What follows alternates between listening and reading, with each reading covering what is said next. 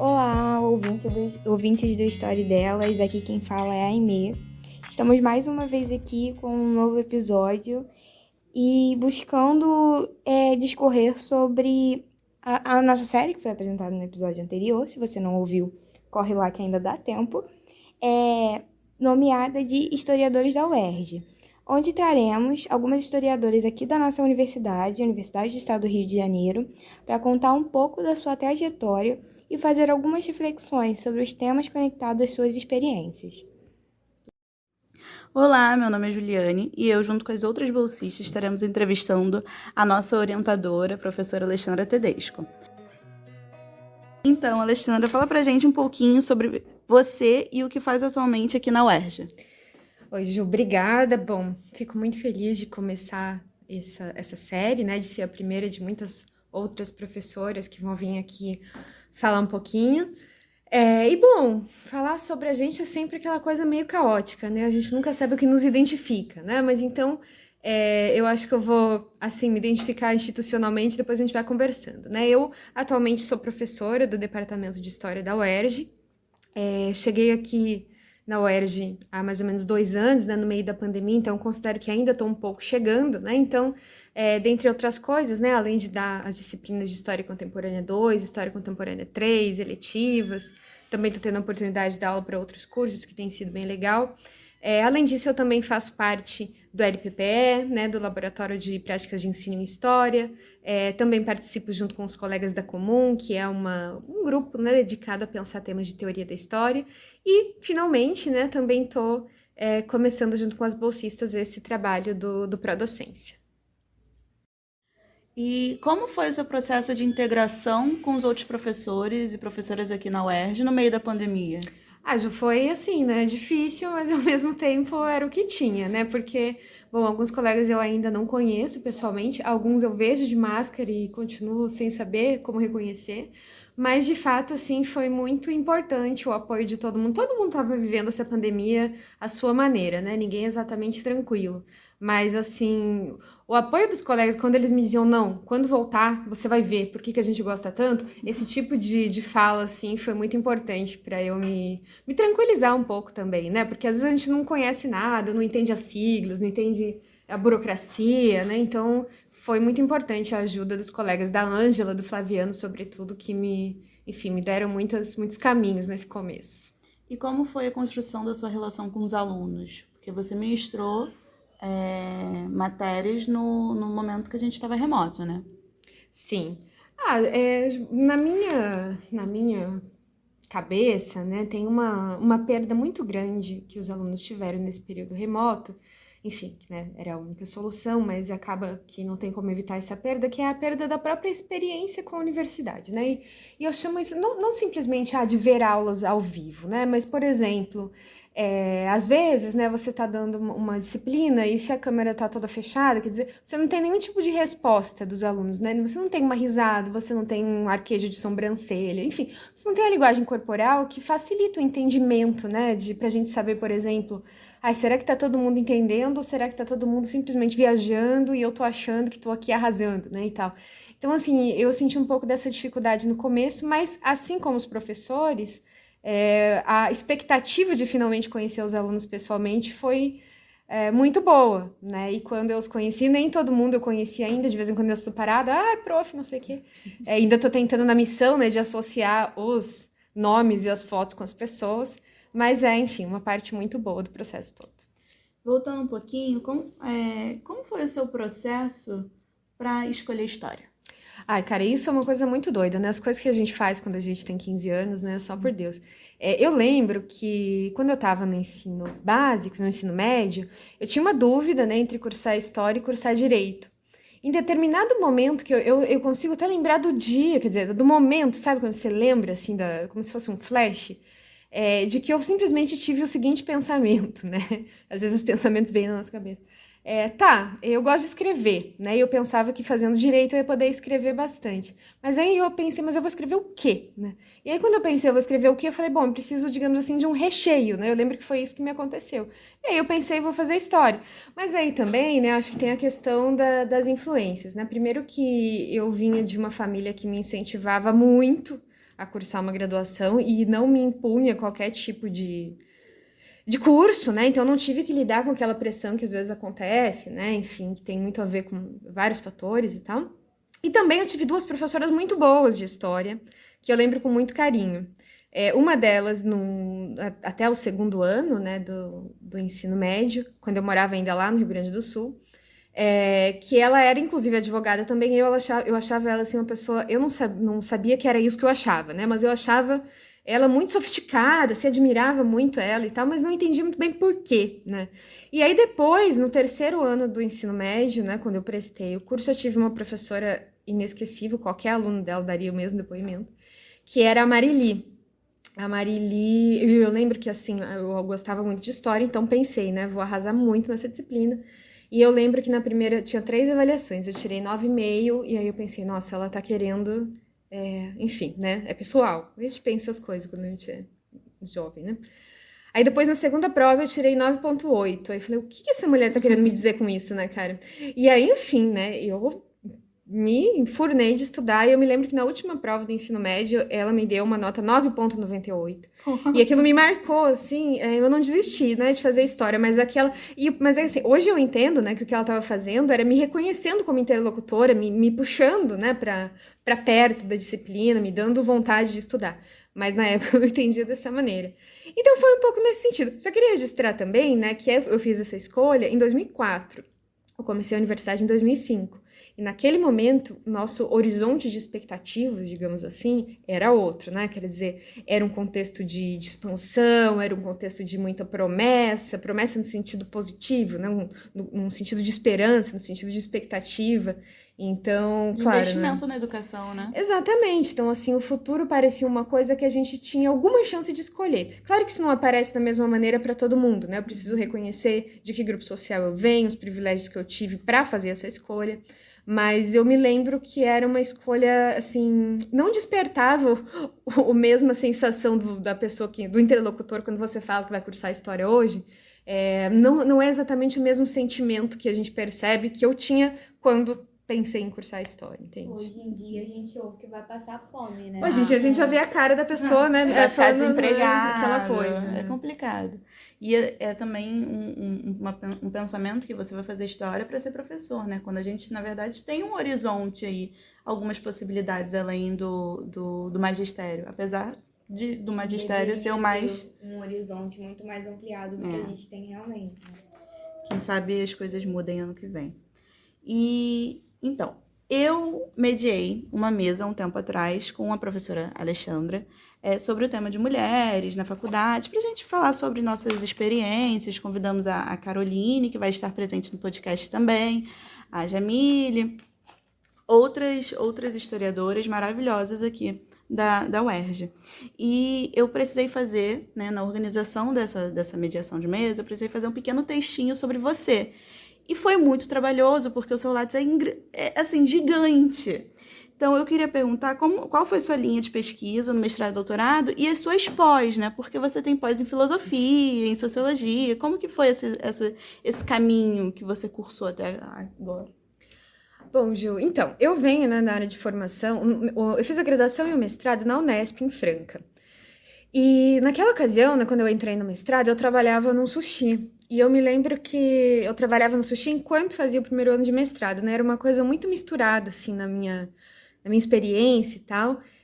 Então, como eu trabalhava, né, eu queria ter uma bolsa, eu me lembro de que eu prestei uma vez a bolsa FAPESP e tive um parecer muito ruim, assim, muito ruim. E eu fiquei tão, enfim, impressionada negativamente que aquelas decisões que a gente toma sem sentido. Eu me matriculei numa pós em filosofia, também não sei explicar por que sentido fez isso, né? Mas é por isso que essa pós apareceu. Muito embora, né, depois eu tenha me aberto, né, para outras disciplinas, tanto que hoje, assim, eu sou uma historiadora bem naquelas, né, porque, na verdade, eu fiz uma tese de doutorado sobre as ciências sociais, eu leio muitos sociólogos, eu leio muito filósofos, né, então, eu acabei incorporando essas outras formações, né, no meu ofício, mas, de fato, essa pós, assim, ela, na hora parecia que não fazia sentido, mas hoje eu vejo que ela abriu muitos horizontes para minha pesquisa, assim, né. E a minha linha era História da América Latina. Eu, no mestrado, estudei os intelectuais do Grupo Sur, da Vitória Ocampo, e no doutorado eu estudei as ciências sociais argentinas. Na verdade, eu estudei de que maneira as ciências sociais, não só argentinas, mas argentinas em específico, elas desafiavam uma concepção de filosofia baseada na tradição alemã e etc. É um trabalho de história intelectual, assim. Então, eu venho da área de América Latina, né? Eu sempre pergunto, pô, mas o que eu tô fazendo aqui dando aula de contemporânea, né? Quando apareceu o concurso da UERJ, eu optei por me inscrever em contemporânea por uma questão de acreditar de fato que a Argentina dos anos 50, ela faz parte da história contemporânea, né? Ou seja, que a América Latina não é ali um resíduo de um mundo estável, né? Então, o que é contemporâneo de fato é a Europa, né? Então, por considerar isso, eu achei que caberia. Então, agora, hoje, eu já não pesquiso mais Argentina, pesquiso mais história contemporânea mesmo, mas foi mais ou menos esse trajeto, assim. Uhum. E quais foram os autores que te influenciaram nesse caminho, né? Porque você tem um leque bem diverso. E aí, quais foram os autores? E pode ser tanto historiadores, tanto sociólogos, tanto de ficção também, que eu acho que faz parte de um capital, né? Que acaba impactando a gente. Olha, é uma pergunta ampla. Eu acho assim, né, que quando eu entrei na faculdade, eu me lembro, bom, sempre acontece às vezes isso, né? Às vezes a gente tem um professor ou uma professora que nos marcam assim e que acaba que se confundindo, né? O que é o carisma do professor com o que é o carisma da bibliografia. Mas eu me lembro, né, que algumas coisas que foram muito importantes na minha formação de graduação foi, né, uma bibliografia do professor Evaldo Cabral, onde eu, enfim, me deparei pela primeira vez com autores como Walter Benjamin, como Hannah Arendt, e ao mesmo tempo tinha um grupo de trabalho marxista, um grupo de estudos marxistas informais, né, naquele momento, que eram basicamente amigos, colegas, então eu tinha essa dupla referência, né, a referência mais de estudo do Marx mesmo, e uma outra mais de história da cultura, assim. E eu fui meio que oscilando, né, mais ou menos nessa linha. E não posso deixar de mencionar, né? Eu sempre gostei muito de temas relacionados à Argentina, então tem pessoas que são, para mim, muito fundamentais, como o Borges, por exemplo, né, da parte de ficção. Mas eu ia caminhando meio que tranquila, né, nesse diálogo aí entre uma história materialista da cultura, etc., até que, de repente, apareceu, assim, uma ogiva nuclear na minha cabeça, né, que é o Pierre Bourdieu. E a partir de então, assim, eu meio que comecei a pregar a palavra, né, a espalhar a palavra, porque de fato foi uma coisa que mudou muito minhas orientações de pesquisa, tanto para definir um tema na área de ciências sociais, como também para definir uma partilha, né, disciplinar em torno do que, afinal de contas, a sociologia dos intelectuais pode trazer para a história intelectual. Então, aí a partir do Bourdieu, né, vem uma série de autores que estão no leque, né, tanto brasileiros, o Sérgio Miceli, ou argentinos, o Carlos Altamirano, ou a própria Gisèle Sapiro, que é uma francesa. Então, enfim, né, a partir do momento em que eu descobri que existia esse caminho, outras coisas foram aparecendo, assim. E quando eu penso em Argentina, né, que você disse que antes tinha sido uma área de grande interesse, eu penso em duas coisas, principalmente na área cultural: tango e cinema. E aí eu queria perguntar se você tem algum filme argentino para indicar pra gente. Isso é uma pergunta muito engraçada, cara, porque eu queria indicar um filme, mas eu não tenho certeza se esse filme existe ou se eu sonhei. Vou explicar a história. Bom, eu não sei que história é essa, mas é basicamente o seguinte, né? Havia um motoqueiro que era um entregador, que ele fazia o trajeto Buenos Aires-Patagônia, e ele ia todo mês com uma caixa de fitas de vídeo, assim, né? Fitas de filme antigas e tal. Ele fazia esse trajeto para levar essas fitas para esse povoado lá que chamava Pueblo Sur, e que as pessoas assistiam lá no cinema. E o que ele não percebia, né? Enfim, ele não percebia que de repente aquelas pessoas daquele povoado começaram a agir de um jeito muito estranho, né? Pouca gente, tal, bem interiorano. Começou a acontecer o seguinte: as pessoas se separavam e depois se conheciam. As pessoas tinham filho e depois ficavam grávidas. As pessoas eram adultos e depois rejuvenesciam. E aí esse cara, né, ele começou a ver isso e começou a achar que ele estava assim, enfim, enlouquecendo e tal, né? E ele não conseguia entender, enfim. E aí o que aconteceu é que, como a estrada era muito acidentada, as fitas ficavam cortadas, né? Enfim, acontecia um problema no ordenamento das fitas. Então, essas pessoas assistiam essas fitas todas sem cronologia, né? Todas sobrepostas, então acabaram vivendo essa experiência narrativa dessa maneira. Enfim, eu não tenho certeza se essa história é uma história que eu inventei, mas eu tenho a impressão que essa história é um filme. Até há uns anos atrás eu fiz vários apelos nas redes sociais se alguém já viu esse filme, se esse filme existe, né? Porque, enfim, eu tô contando essa história anedótica porque eu sei que existe uma área muito impressionante de estudos de cinema na Argentina. Não era muito minha área, né? Eu gostava mais da área de dados institucionais, digamos assim. Mas, enfim, vou pensar com carinho e depois acho que trago algumas referências melhores. De qualquer maneira, acho que tem um pesquisador, o Rafael Zanato, que faz uma pesquisa muito interessante sobre história contemporânea, Argentina, cinema. Acho que vale a pena dar uma olhada. Hoje ele acho que ele é pós-doc da USP, eu acho, se não me engano. A gente aqui na UERJ tem a Bárbara Cunha, da Nem Tão Cult Assim. Eu vou até perguntar pra ela sobre esse filme, vai ver que Sim. ela consiga nos dar uma luz. Se não existir, eu acho que a gente tem que patentear e produzir. Eu já achei isso também. Ok, Ale. E eu tenho uma pergunta pra você. Você é do Rio Grande do Sul, né? Como que você veio parar na UERJ? O que aconteceu? Quem te jogou do avião? Bom, assim, na verdade, eu nasci em Campinas, mas logo quando criança eu fui morar no Rio Grande do Sul, numa cidade chamada Gramado. Eu morei lá até os meus 16 anos, 16, 17. E aí, então, eu fui para São Paulo, fiz, então, a graduação na Unesp de Franca, o mestrado lá também, e no doutorado eu fiz na Unicamp. Eu defendi meu doutorado no dia 7 de dezembro de 2018, né? Quer dizer, já não faz tanto tempo assim, né? Foi recente, mas parece que foi quase uma graduação já. E assim que eu defendi, eu passei num processo seletivo para ser professora substituta na Universidade Federal do Triângulo Mineiro, em Uberaba.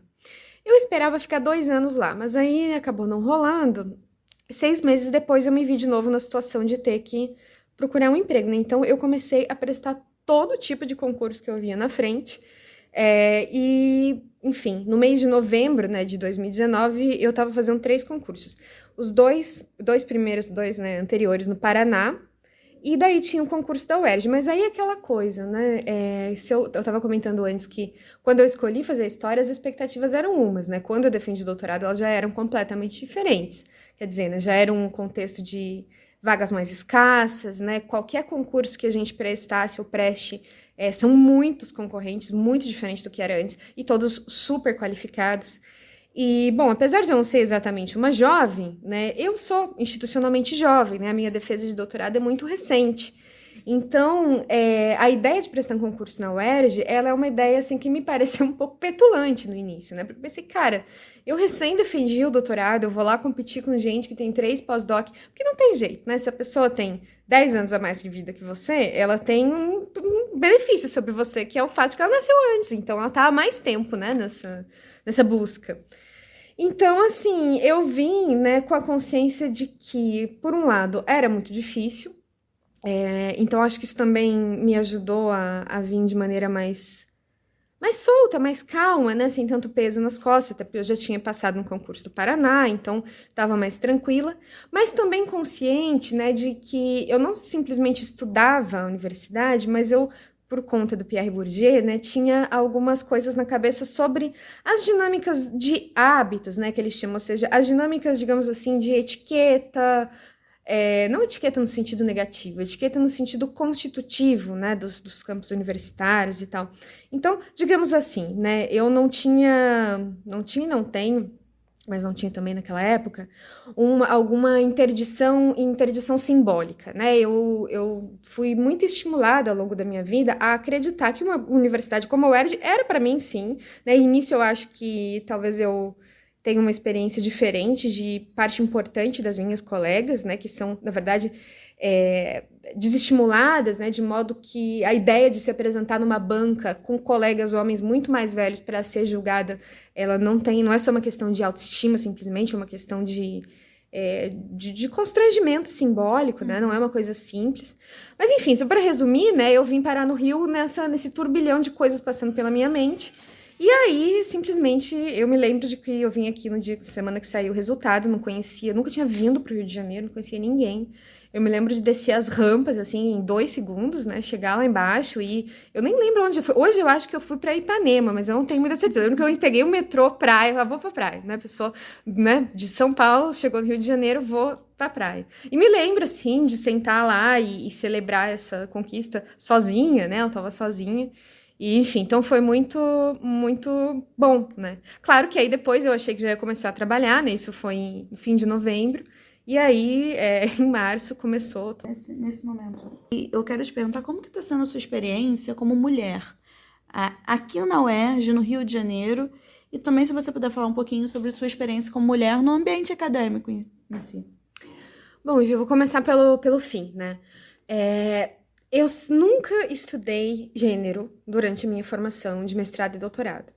E é engraçado, né? Como hoje esse tema, ele é quase unânime, né? Quer dizer, ele se impõe às minhas e às reflexões de muitas pessoas, mas isso é uma conquista bastante recente, porque eu me lembro, assim, né, que por não estudar esse tema, muitas vezes, né, me ocorreu durante a minha formação de que o que eu tenho a ver, né?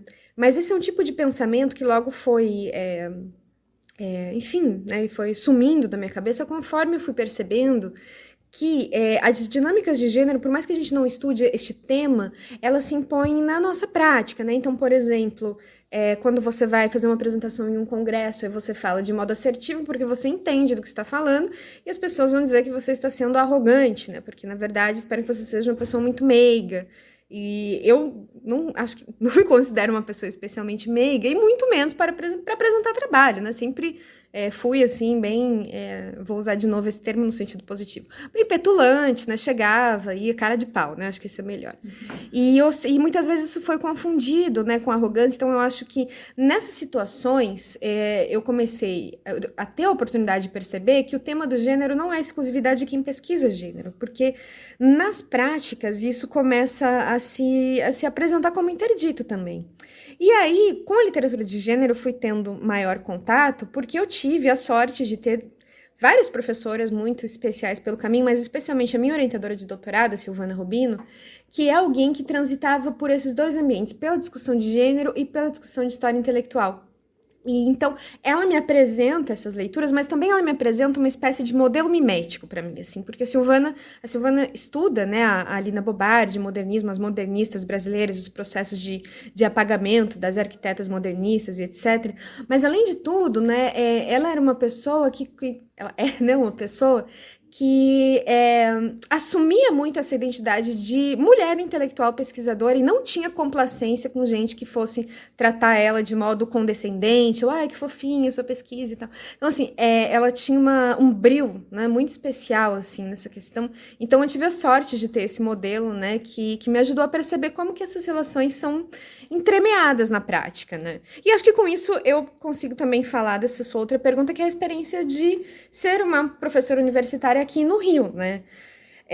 Bom, acho que a primeira questão que me ocorre, né, e que foi, assim, uma coisa que eu fiquei bastante receosa, é a questão, claro, né, da segurança, quer dizer, eu não conhecia a cidade, então, como é que eu vou saber como é que é as dinâmicas de transporte público e etc, né, então, tudo isso, assim, mas isso, claro, não é só da condição de professora, né, da condição enfim, de uma moradora da cidade.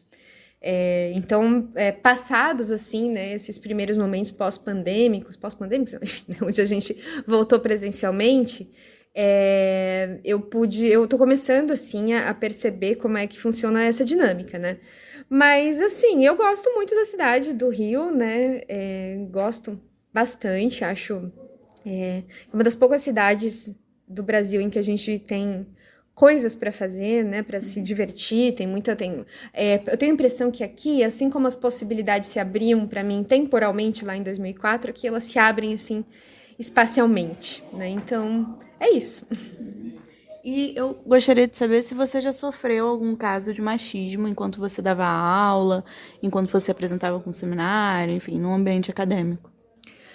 Sim, bom, eu acho que essas micro coisas, né, elas acontecem meio que o tempo inteiro, e às vezes você Às vezes você percebe e às vezes você fica, tô sem tempo, sabe? Mas sim, eu percebo coisas do tipo assim, né? Um aluno questionando assim, mas por que você não pôs tal coisa na bibliografia, né? Quer dizer, será que ele falaria com esse tom, né, para um professor e tal? Mas isso também, isso acontece bastante, né? E quando eu fui fazer um período de pesquisa em Buenos Aires, lá eu sentia isso, assim, cotidianamente, né? Assim, era um ambiente muito mais hostil. Daí, claro, aí se junta a minha condição feminina com a minha condição de estrangeira, né? Então, fica ainda mais caótico, e que, sobretudo, a minha condição de brasileira, né? Parecia uma coisa que não fazia sentido na cabeça de alguns homens, né? Eu ser uma pesquisadora brasileira e, enfim, não era exatamente o que eles esperavam, né, de uma brasileira. Então, lá foram experiências mais pontuais, mais dramáticas, assim. Agora, essas cotidianas, inclusive, né, em piadas de colegas e tal, nossa, mas esse seu tema é um tema um pouco masculino, né, e tal, muita tabela, coisa assim, por que você não estuda um tema, ou ainda, por que você não estuda gênero, enfim, né, porque eu quero ter a tranquilidade de estudar o que eu bem entender, e, enfim, né, mas eu percebo, assim, certos constrangimentos dessa ordem. Nós sabemos que o projeto, né, da Bolsa para a Docência, desse edital que saiu pela UERJ esse ano, nasceu de uma disciplina eletiva que você ministrou ano passado, se eu não me engano, e é muito legal porque eu não conhecia você, eu sabia dessa letiva, mas eu não consegui pegar, porque eu já estava com outra matéria, e eu sempre passava na sua aula e cumprimentava minhas amigas. E aí... agora, né, a gente está aqui e eu queria saber como que surgiu o impulso em criar essa disciplina e, posteriormente, o projeto. E falar um pouco também sobre essa disciplina eletiva que você ministrou. Ju, legal, eu acabei de ser parada agora aqui por uma aluna que eu não conhecia porque estava sem câmera e eu estava de máscara, que me pediu os textos, né, que cursou essa eletiva e tal, então eu fiquei muito feliz de, né, foi quase um ano e tal. Mas, assim, a eletiva, ela tinha a função, né, de conectar esse debate que eu percebo, porque, assim, né, tem as coisas que me interessam com pesquisa, mas também eu estou a serviço da UERJ e, sobretudo, dos alunos da UERJ, né? Então, eu vi que tinha essa demanda por estudar a história das mulheres e pensei, como eu posso fazer isso? Eu não posso simplesmente simular uma posição ou digamos assim, um arcabouço teórico que eu não tenho. Então, o que eu vou fazer, né? Eu juntei essa demanda por discussão de gênero com uma coisa que eu acho muito urgente, que é a questão da inserção das mulheres no mundo intelectual, sobretudo na universidade. Então, a disciplina foi um pouco sobre isso, até a Ju 3S, né, estava na disciplina e tal, e me lembro que na disciplina eu comentei que estava fazendo o projeto e tal, e aí acabou dando certo, foi bem legal. Então, na verdade, esse projeto surge disso.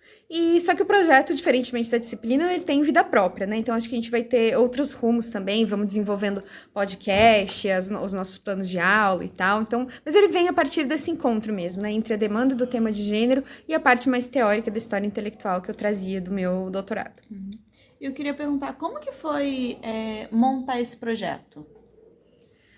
Foi muito experimental, porque assim, né, eu estava recém chegando na UERJ, né? Então, assim, não conhecia muito as burocracias, mas teve, né, uma parte muito legal que foi fazer as entrevistas de bolsistas de onde vocês vieram, né, conhecer.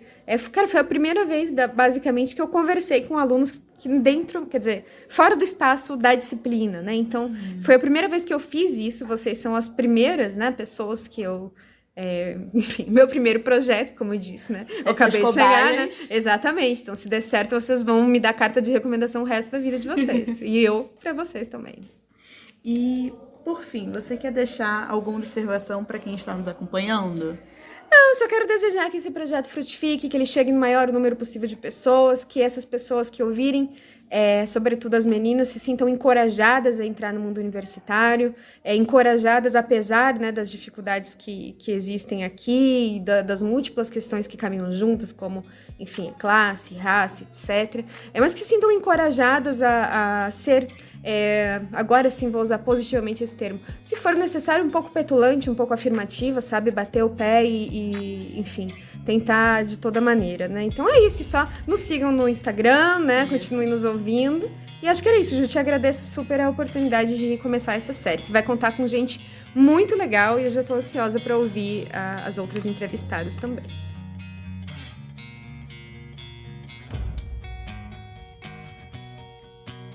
Quero agradecer a todos os ouvintes do Story Delas. Agora nós temos Instagram, Qual que é o nosso Instagram? @História Delas. @História Delas. Nós vamos deixar o link. Lá, curtam, compartilhem, comentem, entendeu? Engajamento pro Instagram dar monetização. Brincadeira. Simples graduandas, a gente precisa. A gente precisa de dinheiro, somos universitários no Brasil e ainda fazemos história, né? Como dissemos no início, Desempregadas. ninguém tá vendo com bons olhos. Acho que foi, né? É isso. É isso.